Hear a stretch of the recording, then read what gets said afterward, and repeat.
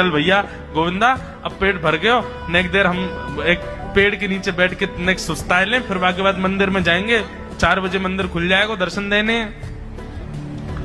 जैसे ही ठाकुर जी खड़े भये महाराज, सोई उनकी पीतांबरी फैल गई।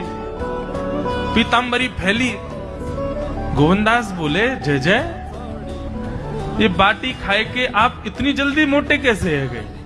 ये पेट आपको है तो सही, लेकिन ये इतना चौड़ो कैसे है? और पेट कोई खावे तो वो आगे की तरफ निकल रही है, ये कोने में कैसे निकल रहा है?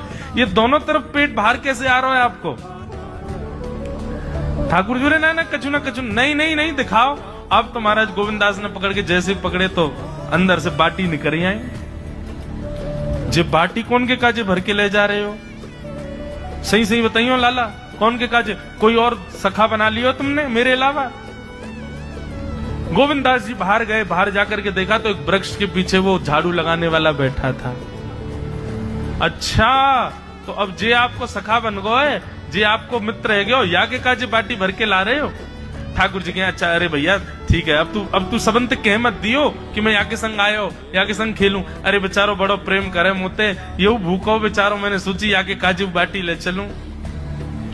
गोविंद दास जी के चित्त में एक क्षण के लिए तो ये भाव आ रहा है कि ठाकुर जी कितने प्रेमी हैं, लेकिन बाहर से कैसा दिखा रहे हैं? बोले स्वयं ने इतने सारे ग्रंथ निर्माण करा दिए, 4 वेद लिखवा दिए, उन पुराणों में शुद्धि, पवित्रता, अपरसता, सबके इतने नियम बना दिए, और खुद क्या कर रहे हो?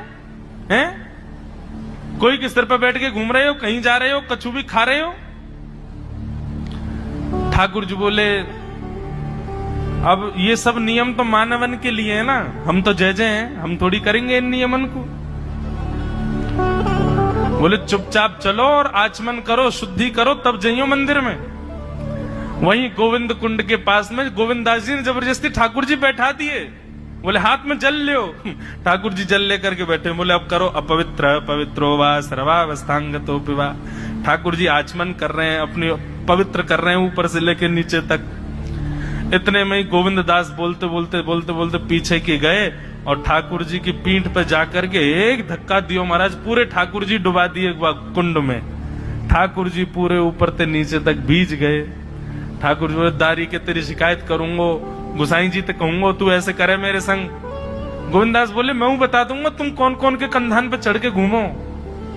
आप मंदिर के लिए इतना नियम बना रखो है, नहा के आओ, धो के आओ, हाथ पांव खासा करके आओ, और कुछ अपवित्र वस्तु मत छीलेना, अपरस में रहना, गीला वस्त्र तन पे होना चाहिए। आपकी सेवा के लिए इतने नियम, और खुद क्या कर रहे हो?